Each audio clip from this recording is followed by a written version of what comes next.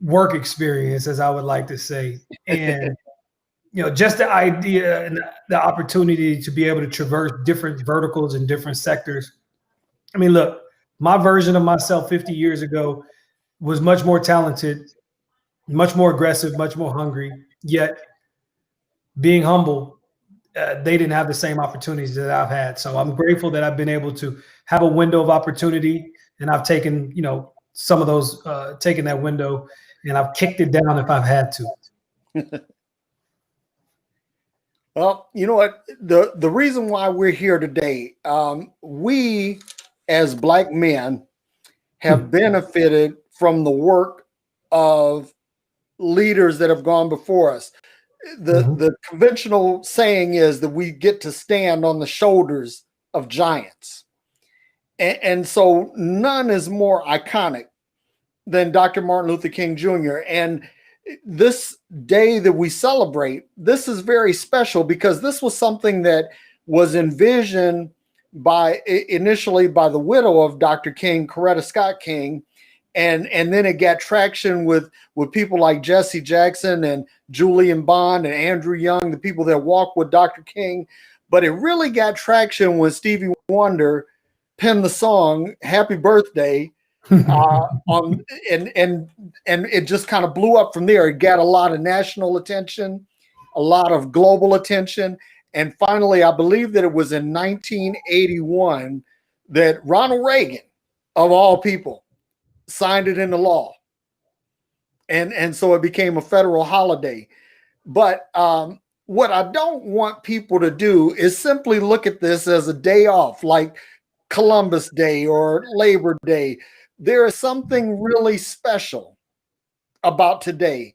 And before I give you my take on it, I want to hear what your thoughts on this are. And what does this mean to you?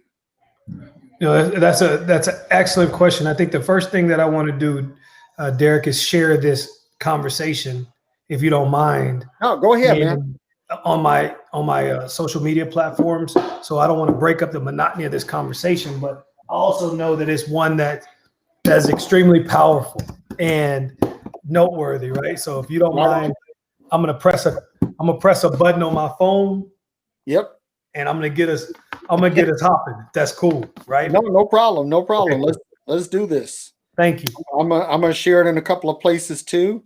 Since it's listen, I don't know what I'm gonna say, but is the best way that I could share this live is I'm assuming I just do you have to tag me in this currently because it's not live or? Well, I thought I had tagged you, but let me go ahead and do this again. I don't want to break up the monotony. Your screen's freezing a little, by the way.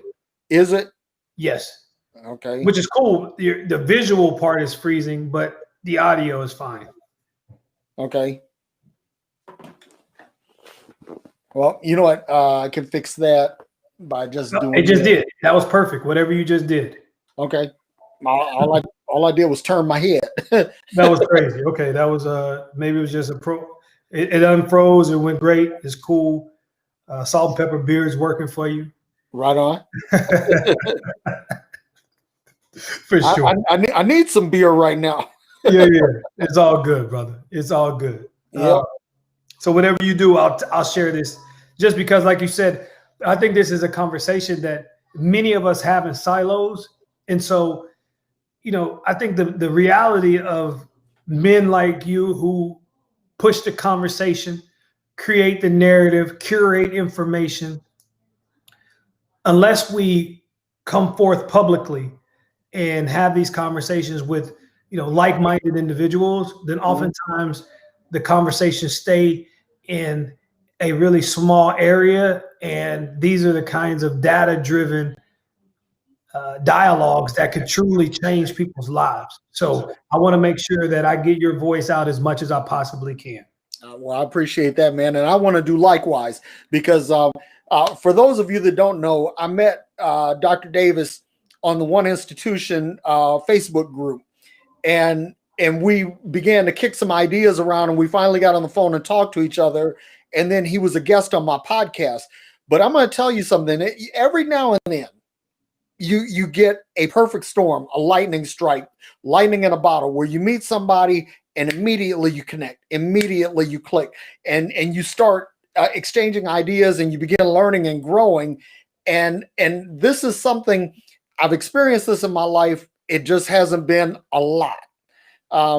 But the thing I want to talk about with Dr. King is that it's funny how around this season, there are a lot of people that try to co-opt his imagery. That is, they post his picture and some quote that seems to promote a particular political or social narrative. And one of the things that I really aim to do is to point out that a lot of what they say about Dr. King doesn't really, I mean, it didn't apply back then. He was not considered to be an American hero. J. Edgar Hoover, the chief of the FBI, considered Dr. King a terrorist. A terrorist. That 65% of Americans polled during the height of his civil rights activism considered him to be a threat to the country. He was no hero back then. And it's funny how people say, well, he's this hero because he spoke about love and he spoke about peace. But I'm here to tell you that one of the things that Dr. King said in Memphis, I think 2 days before he was murdered, he said the riots are the language of the unheard. And so, you know, I find it funny how when the murder of George Floyd happened, and the murder of Breonna Taylor, and the murder of Ahmaud Arbery, and people were saying, well, Derrick, you should encourage people to protest like Dr. King. And I said, well, you know, Dr. King had some protests, and he had every intention of being peaceful. But the people that he was protesting against had no intention of being peaceful. And as a result, Dr. King got his ass whooped a lot. And so when I say, you know, okay, well, Dr. King protests like Dr. King. So in other words, I ask people the pointed question, should I just go out and take an ass whooping? Should I take the L? Take one for the team? Is that an appropriate strategy in 2020, 2021? You know what I'm saying? Ooh, I mean, that's a tough question, Derrick. I mean, I think that, you know, obviously there's a lot that's transpired in the last 55 years, right? Mm-hmm. Roughly 2 generations. Yep. And the climate, while albeit appears to be a lot different, the social climate, that is. Yeah. Albeit appears to be a lot different today than it was in the mid 60s. And I would like to offer that it is different in the sense that, you know, there is a level of acceptability and inclusion, at least when it comes to mediocrity. You know, I think one of the things that we were fighting for based on historical data, you know, prior to the civil rights movement, we just wanted to be equal in the sense of alive, equal in the sense of okay, equal in the sense of average at best. There were no asks for being in the upper echelon of society. There were no asks for C-suite positions. There were no asks for cabinet level opportunities. There were no asks for, you know, people being socially and economically and financially free. The ask prior to the civil rights movement was just to be recognized as a human being. That was the ask. And now 2 generations later, our ask is for a seat at the table, mm-hmm. right? Yeah. Not just be in the room amongst the people who got to sit at the table, right? Now we're asking for ownership of the table. So I think for for all of us who say, and there are a great number of individuals who will say that times haven't changed. Times have changed. Now, watching the sequence of events, you are able to ascertain that even though times have changed, there's an extreme gap, right? There is a wealth gap. There is a health gap. Yep. There is a social equity gap that still exists, but we're exposing the gap every day because we're steadily pushing the envelope for more. Yeah. And then that's not a bad thing. I think, as long as we have the opportunity, meaning as long as there is a gap, we should push and we should keep pushing. But to take it on the chin, as you put it, great way to articulate it. I think that what I'm asking people to do today is that recognize, regardless of faith, regardless of, your differences of maybe even political affiliation with someone who's, skin folk, that we should all recognize a Martin or a Malcolm or Kwame Ture or Marcus Garvey or a Jim Brown or Muhammad Ali inside of each one of us. Right. Like the idea to place all of the laurels and the providence of society upon the shoulders of an elected official or a paid or even volunteer clergy. I think that's asinine. It is. Because in this day and age, 2 generations removed from the civil rights movement, we are all better equipped now to understand that we have the tools, the emotional aptitude to fight the same way our heroes fought. Yeah. We may not be as articulate as some of the great statesmen of that era, and we may not even be, as courageous as some of those people. But I think if each of us embody within our own homes the basic tenets of what it took to overcome that era in American society, I believe that's what we'll see the greatest leap moving forward. And that greatest leap is continue to eliminate that wealth gap, that social equity gap. Yep. And this is my issue. There's this thing. I mean, I know you're a real estate investor, and I've been in the past. And there's this thing called sweat equity. That if I do some work on a property, and I invest some time, my talent, my treasure, to improve this property, then I deserve to reap the reward of my effort.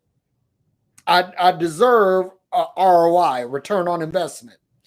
And when I think about Black people in America, that there has been sufficient, dare I say, even extravagant sweat equity on the part of Black people in America that has largely gone unrecognized.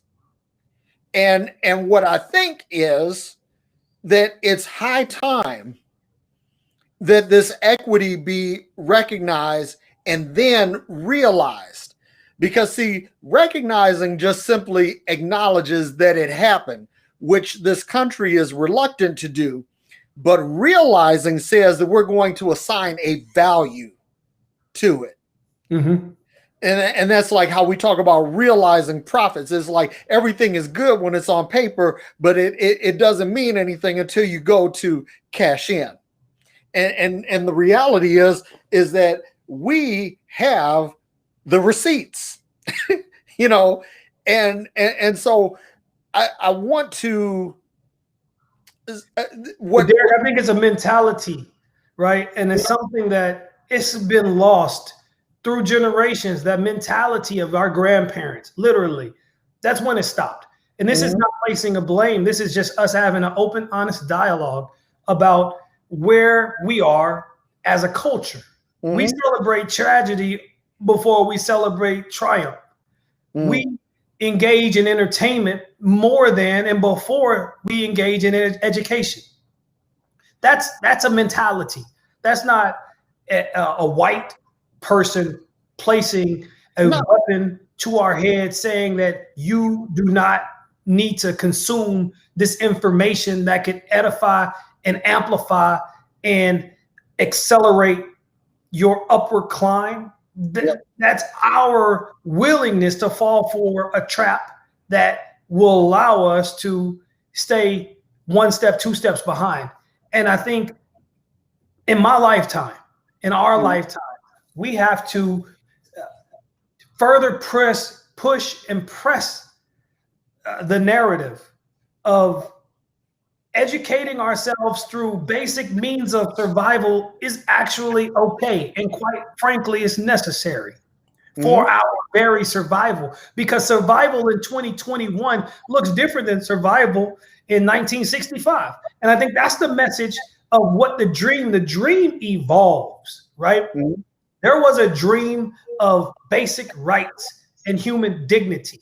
Now the dream usurps basic rights and human dignity, in the sense that the dream encompasses and entails our ability to not survive on minimum and living wage.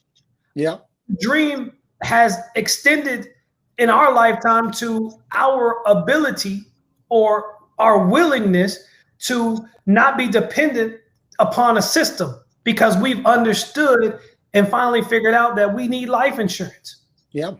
We're talking about basic survival right now. Yeah. We're not talking about dependent on a politician, a political party. We're talking about a survival that creates ownership in our community and ownership within every vertical of society. I know you and I both are big on this vertical and technology, yet we never mastered the agriculture, the industrial, or any of the transportation, any of these other verticals that exist. So the survival of the dream looks different.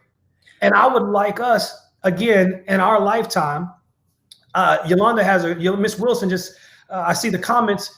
She says the dream is and always has been to be created equal.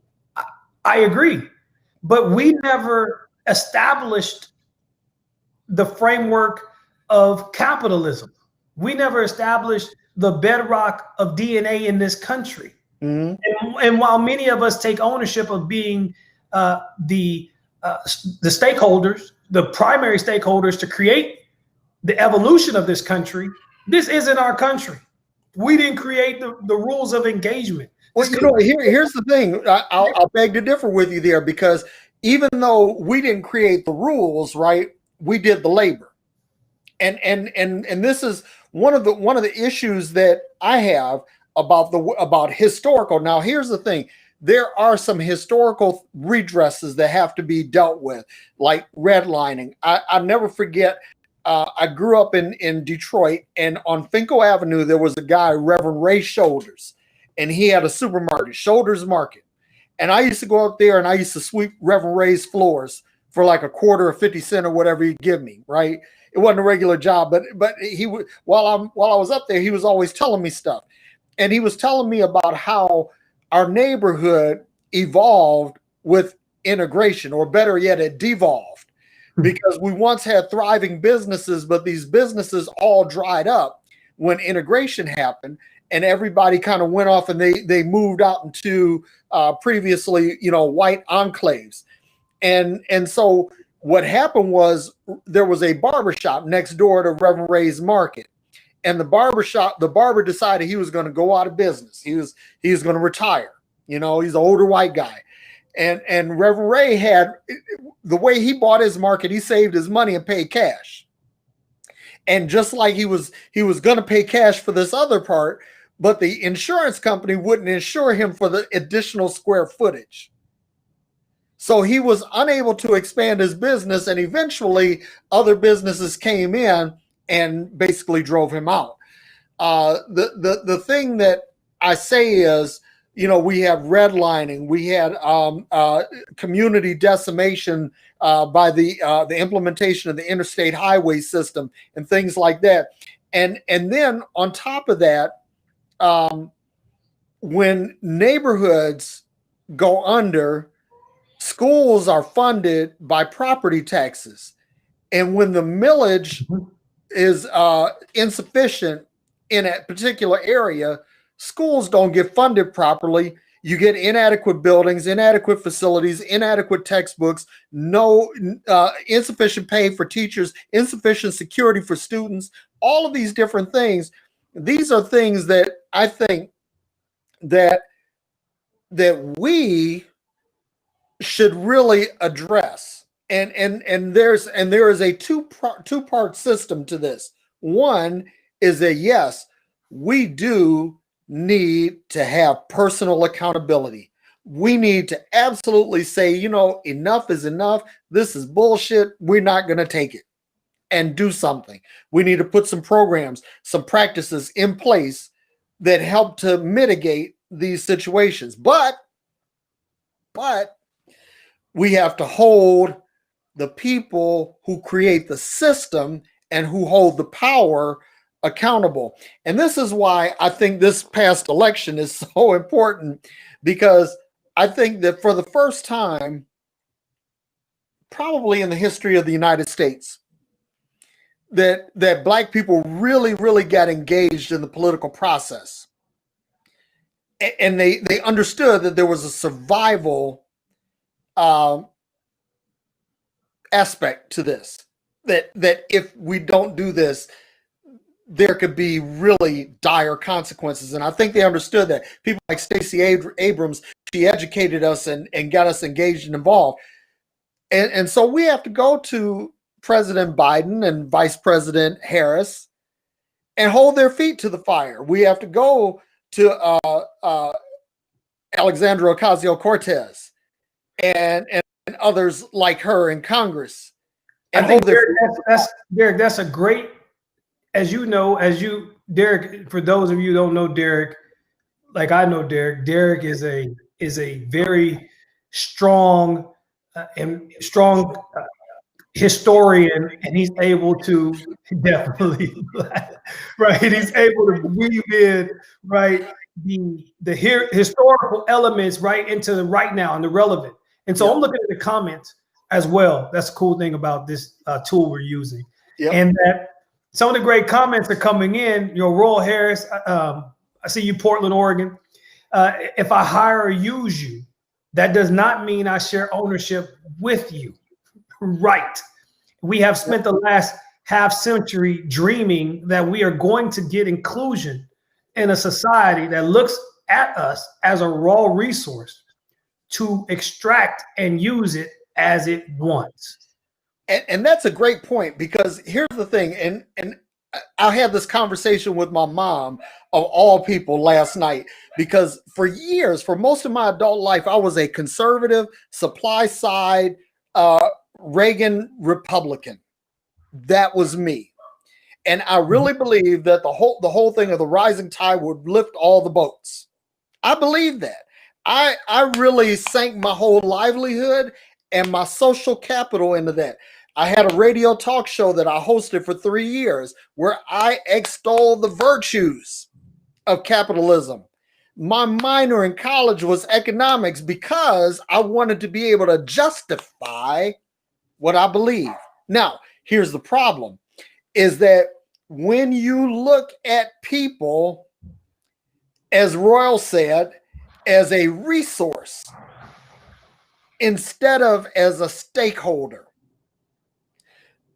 you begin to reduce people to widgets. And so now it's what can you produce insofar as widgets are concerned, and that goes back to the prison industrial complex. Don't get me started on that.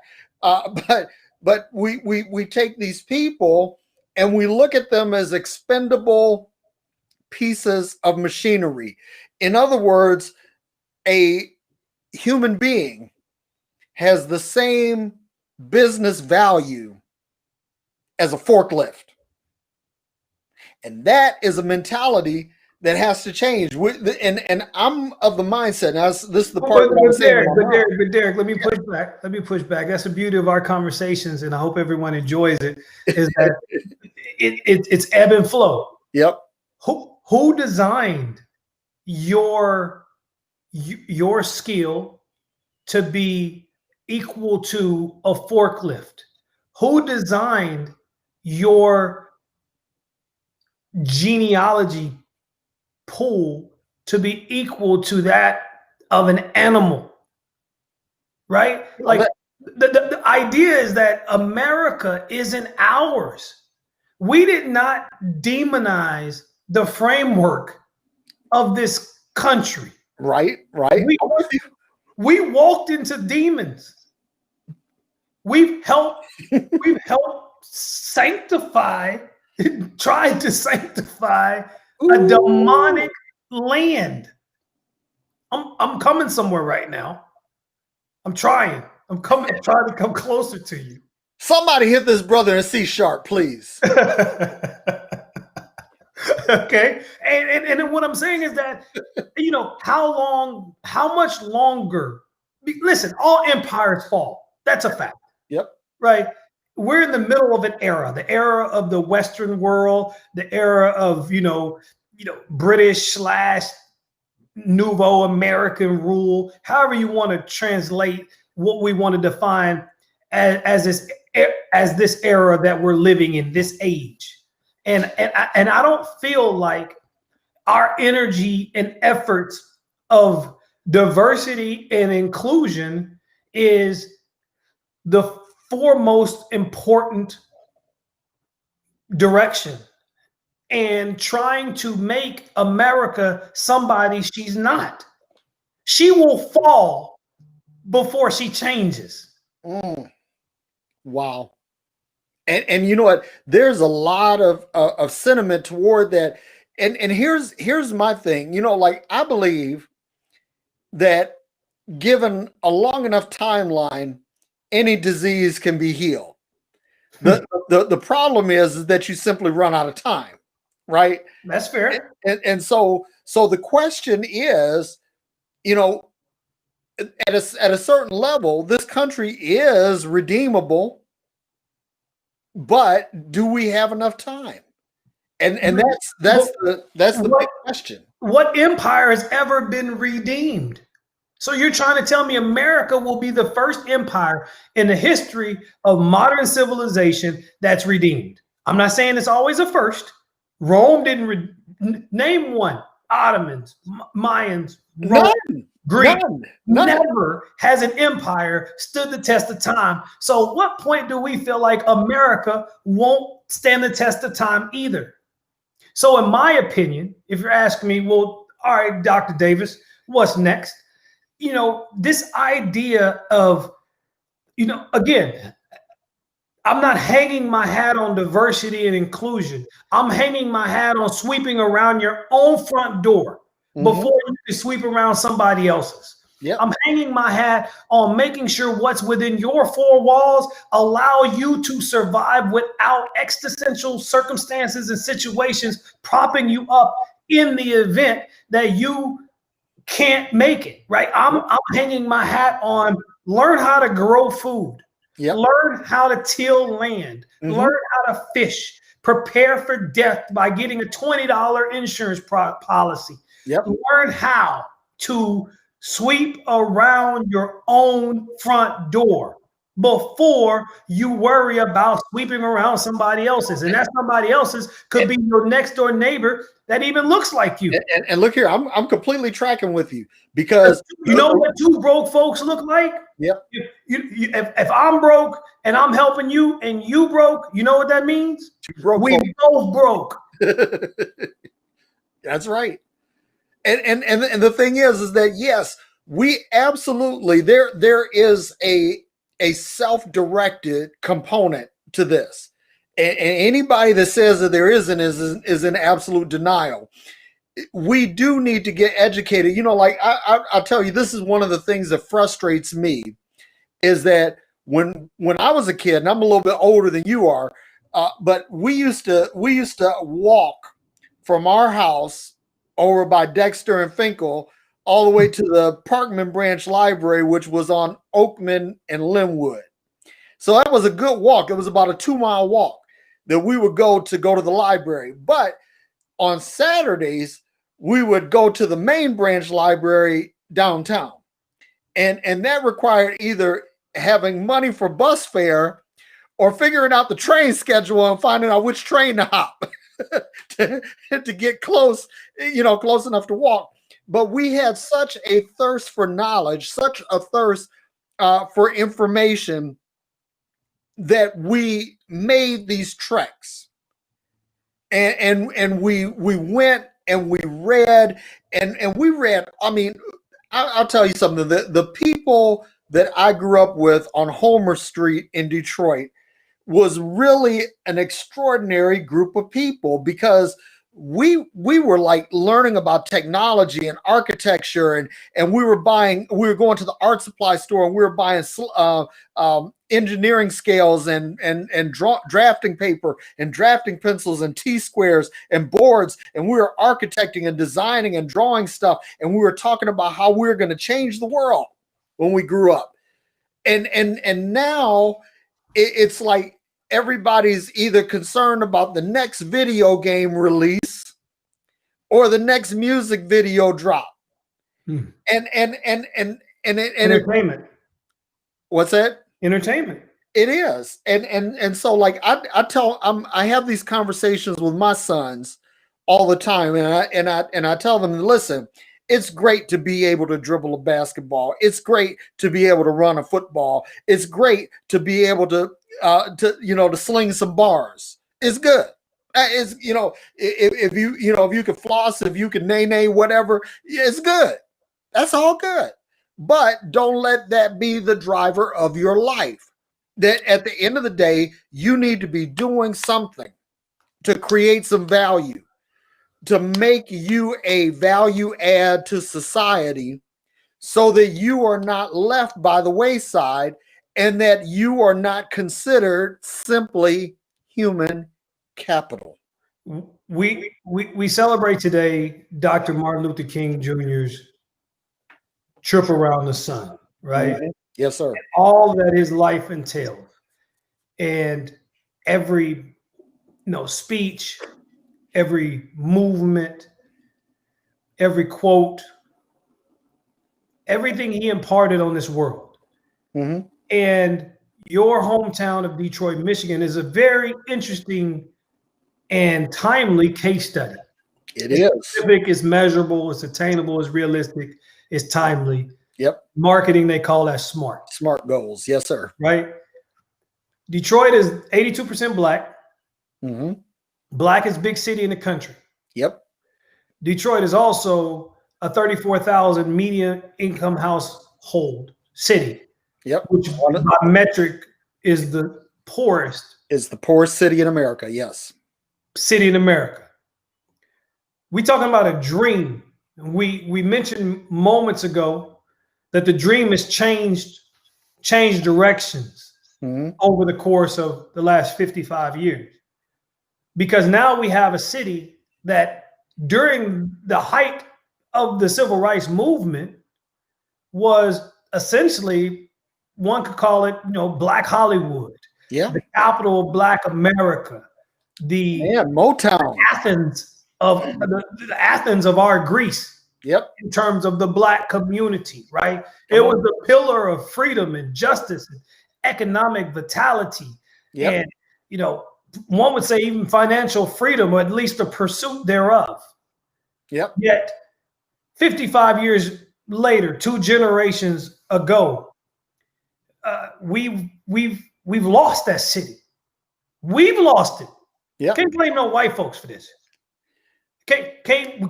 Well, watch this. I'm not gonna say blame white folks, but what I'm gonna say is this, right? That one of the things about Detroit was that when the automobile industry was hitting all 8 cylinders, pun intended, right? That basically a young man straight out of high school, or even not completing high school, could go and find a good job in the auto industry, and a good job that could provide a home, provide education, provide a good standard of living. Right. So then the automobile industry started shifting, and it moved, and nature abhors a vacuum. When one thing rushes out, something else rushes in. Right. Mm-hmm. And the unfortunate thing is that a lot of the leadership in Detroit, and a lot of this stems back to the years of Coleman Young, who was the first black mayor of Detroit, that nobody really had foresight of what would happen if the automobile industry went away. And that's exactly what happened. So when the major employer of the area gone, right? And nobody really knew what to do. And then on top of that, Motown, which was this beacon of hope for Detroit, Motown packed up in the middle of the night in 1972. I'm not kidding. They had United Van Line trucks on their headquarters at Woodward and I-75. And they got up and left in the middle of the night. The beacon of hope for Black Detroit, it's gone. And nothing came in to fill that void.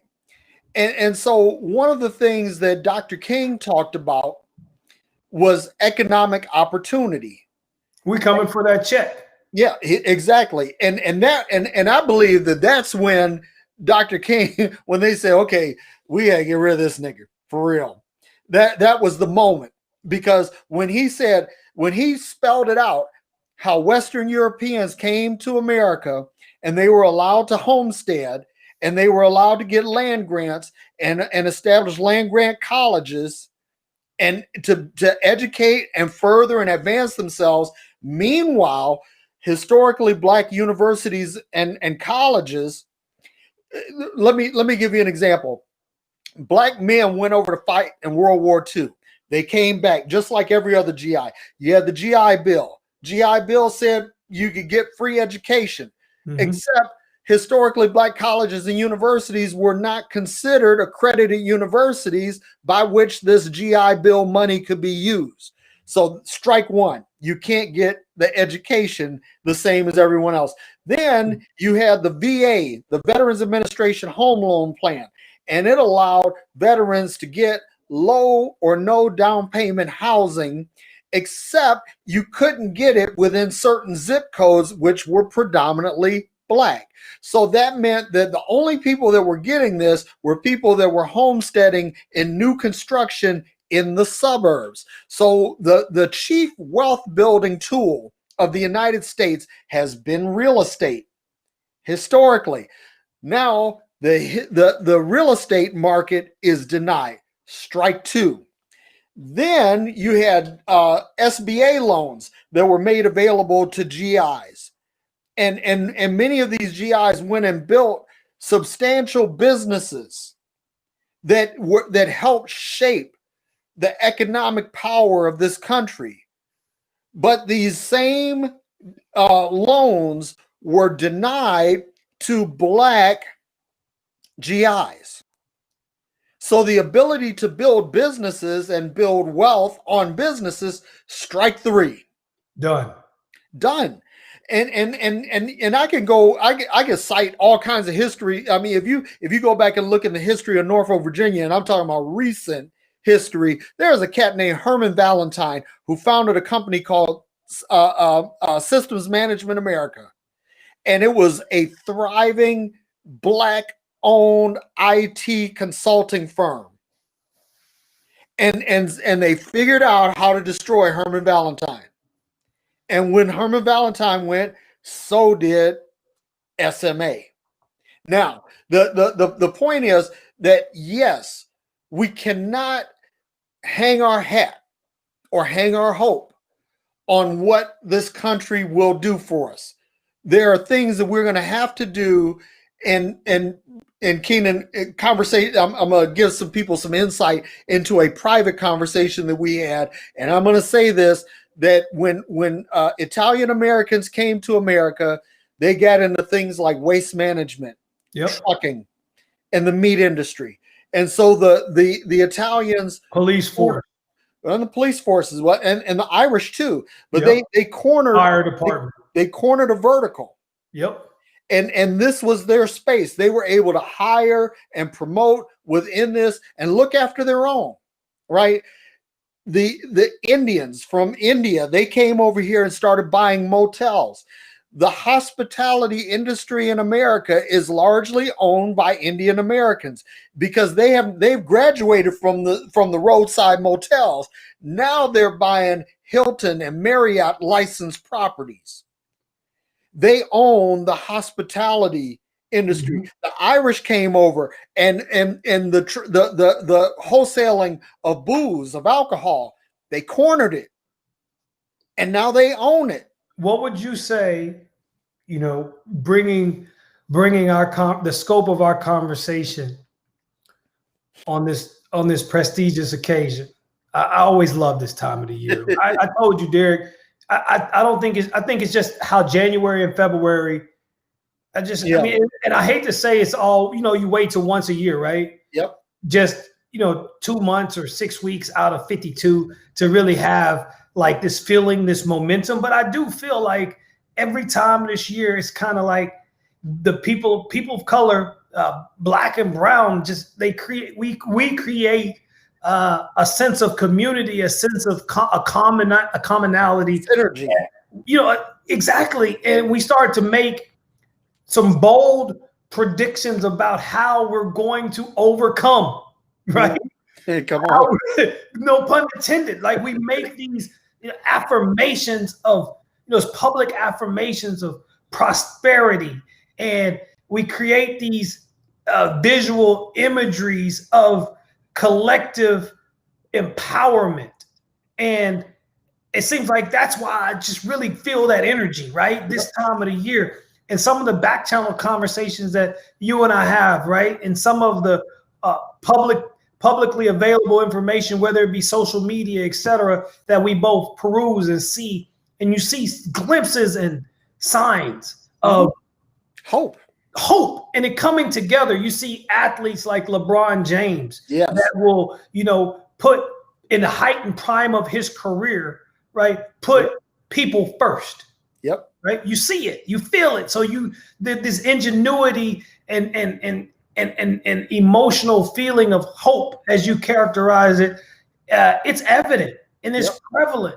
Yet you and I very well could be sitting here on this same telecast this time next year, and not much really has changed within our individual plights towards prosperity. And to Rodriguez's point, this value add of hope still hasn't extended itself to a point where it could be brandished across our community in a way that we see something tangible as a result. Like the idea, Derrick Day, that there is a tangible walk away, something tangential that we can say, for the next 365 days, this is one thing collectively we will accomplish. One thing. Will it be, diabetes in the Black community decreases?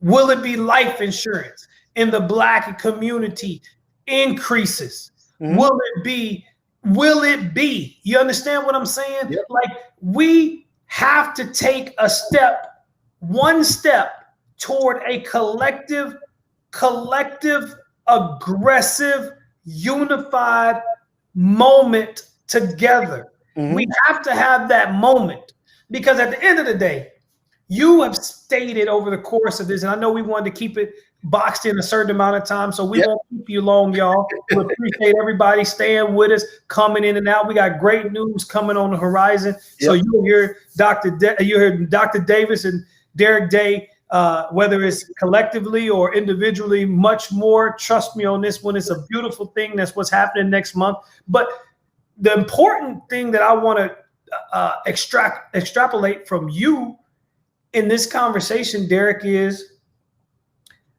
what will be our takeaway this year that we can accomplish together. And I'm not asking you to be the purveyor of hope for the entire 44 million Black community. I'm not asking you how to spend our $1.3 trillion. I'm not asking that. I'm asking, as you close us up in this conversation, how do we go from January 18th, 2021 to January 18th, 2022 and be in a better place? Well, Keenan, that's a really good question. And I start with this, right? You said something about sweeping your own front porch, weeding your own lawn, cleaning up your own shit. Okay? That's number one. What is in your sphere of influence that you can influence? What can you change? And so the first thing that I can change is me. I can say that from a health standpoint, I'll eat better. That from a health standpoint, I'll exercise better. From a health standpoint, I'll make sure that I rest. From a meaningful doing standpoint, that I will write my goals down. And I will say that today I will be better than I was yesterday in some measurable way. I will accomplish something that I neglected to or that I couldn't do yesterday today. And that tomorrow, because tomorrow's not planned, but I'm going to write out something. I'm going to write out goals for the next day, for the next week, for the next month, for the next year, for the next 2 years, for the next 5 years. I am going to make a plan. And then I will work the plan. And then I'll realize that I alone do not have the power, the will, or the momentum to do it myself. So that means I'm going to have, me, Derrick Day, I'm going to have to find a Keenan Davis. I'm going to have to find a Tony Whitley. I'm going to have to find a Kyle Butler. I'm going to have to find some people who I can touch base with, who I can agree with, who I can work with, that say that together we're better than we are apart. It starts with us. It starts with us. And here's the other thing too, is that I believe that if Dr. King were alive today, he would say, "Why are y'all celebrating my birthday?" If he would say that if you were going to do something to honor my name, to honor my legacy, to honor my work, then get off your blessed assurance and do something daily. Don't wait, because you said this very appropriately, that this is a season of hope for Black folks. You know, January is Dr. King, February is Black History Month. We get excited.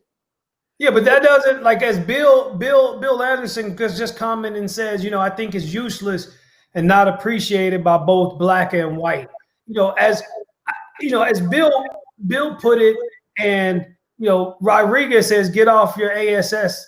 Get off your ASS. I think both of them are saying the exact same thing. Yeah. I mean, everybody, why are we waiting for one? Why are we waiting? Everybody that will watch this. Yep. Thousands of people who will go back and see this video. The one takeaway, you can save yourself 45 minutes of Derrick's great, alliteration and conversation and communication, and walk away with his one point, right? There is a power within each of us that we can help change the trajectory for all of us. Yep. In each of us, right? And it starts with literally making sure that we are better today than we were yesterday. And only you can determine what actually is better. Yep. Right? That success is something self-defined. It's my success and Derrick's success are totally different. Yep. But the one common thing between his success and my success, the common theme, the basic tenet, is improvement. It's improving upon what we did previously. That's how we measure our versions of success. If I saved $100 in 2020 and I save $101 in 2021, I improved. Yep. on what I did, especially if my idea was to save more. Now, obviously, incrementally, you might want to change that, the barometer on how much you save or how much you lose weight or how much better you eat or how much you spend time with your elders or how much you read and how much you write.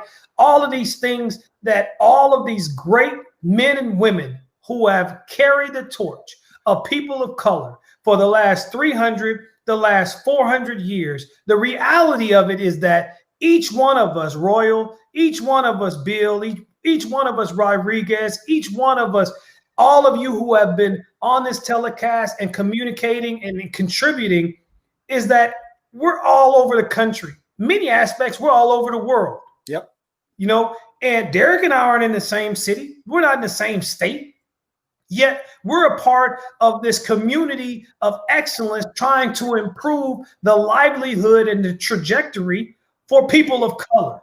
And the only way we can really improve it is for us to show up, and stand out. If we don't pan out, if we don't amount to anything, there's no way we can help other people. That's right. We have to be pillars of hope. We have to be pillars of success. We have to be beacons of positivity moving forward, or nobody, rightfully so, is going to take anything that we ever say worth a damn. That's right. So you can't give anybody a drink from an empty cup. He told you this in 7 different love languages. He told you this in 4 different, traditional languages, that it starts with all of us. So the one thing that I give many of our forefathers and foremothers credit for, Derrick, and they've been fantastic for me on my Black journey. And I use the word Black journey because, the American education system gave me a white journey. Yep, true that. Bro? They gave me a white journey. So my forefathers and foremothers who contributed and left crumbs of greatness for my Black journey, I tip my hat to each one of them today. Obviously, Dr. King being at the helm of that. I just watched One Night in Miami, by the way. Me too. You watched it? I did. Hell of a show. That was awesome. Right? It was awesome. Great singing. My boy sung at the end too, didn't he? Oh man. Yep. And what I'll say by this is what you've said previously in this conversation and previously me in private. And that's, these individuals, they get a lot of credit, for what they did during the time that they did it. Mm-hmm. We got some great people behind the scenes doing good work. Oh, yeah. I know a brother right here today in Portland, Oregon. I know for a fact from 4 to 6, he owns a food truck. Yep. He's giving away food to anybody and everybody for 2 hours in commemoration for the spirit of Dr. King. Now, we know a lot of people been hit by the pandemic, rightfully so, right? Can't go in places, can't really do a lot of stuff. Economic, the economic, freedom has been limited with businesses, small businesses, etc. My point is, here's an individual that has, why he has the opportunity to be charitable and altruistic? Because he owns his own stuff. Come on. You see where I'm going with this? Yep. This brother got a chance to be more than philanthropic today because he owns it. Yeah. He's not dependent on another individual to breathe, to eat, or to the other word. Yep. Come on. He can do it on his own volition. Yep. So it gets emotional, Derrick. Yep. 44 years from Hot Springs, Arkansas. It gets emotional for me because I know how hard it is for us to get lucky to be in the top 1% of society. Yep. It takes a lot of luck, y'all. I mean, a hell of a lot of luck. And for us to say, you know what? I'm not going to get that skill with carpentry. I'm not going to go get that skill with plumbing or electricity. That's dumb as hell. It is. For us to say, I'm just going to give up and I'm going to sit on my ass and I'm going to wait for the system, that's dumb as hell. For us to say that the only outlet that we have is a ball or some bars, that's dumb as hell. Because we can own the ball, we can own the label. Yep. By pursuing the ball and the bars. We can own the construction company by pursuing the carpentry and the plumbing and the drywall, the etc. We can own. Listen, either you're gonna work for somebody that either you're gonna follow your dreams or work for somebody that did. Yep. That's it. And so, as a people, let's rise up. And when I say rise up, let's take ownership of our skill, man. We develop science and physics and mathematics, the solar system, the clock, you name it. We developed the peanuts. I mean, we developed all of this stuff. Mathematics. Like we developed the very essence of survival in the Western world for sure. And if you predated to Egypt, we developed that too. Yeah. So at some point, right? At some point, with our minds and the DNA of our spirits, Derrick Day, we have to say, rise up. We got to understand that, listen, even the all of the things that Dr. King, the essence of this conversation, and I'm glad you put it together. I'm humbled that you had me contribute to be a fly on the wall, bro. I know, I'm serious. I'm humbled for this. Listen, right? man, I couldn't think of a better spirit. Derrick, I'm humbled because I know what you're doing behind closed doors, right? And you're not just talking about it, you are about it.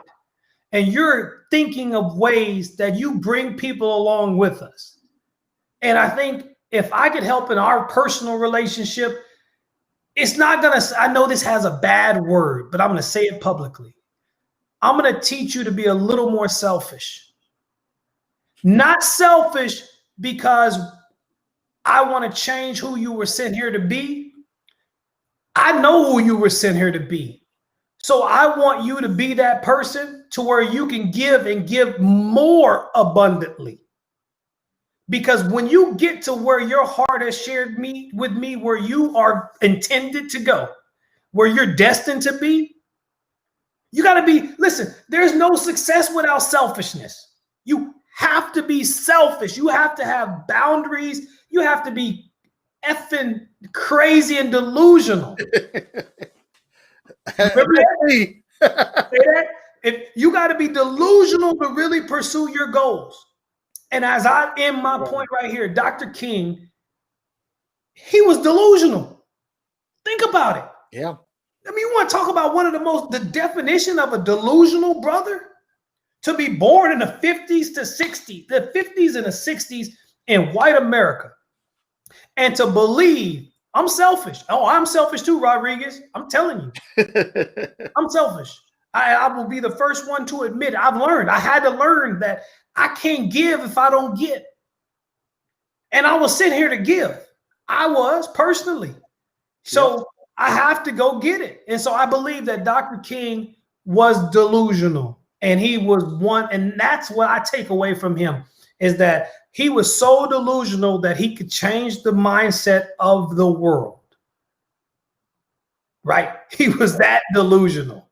And that's what's taught me in the spirit of pursuit of one's own goal, is that you have to be delusional. So Derrick, I think that if I'm anybody listening to you, Derrick has a podcast called Forward.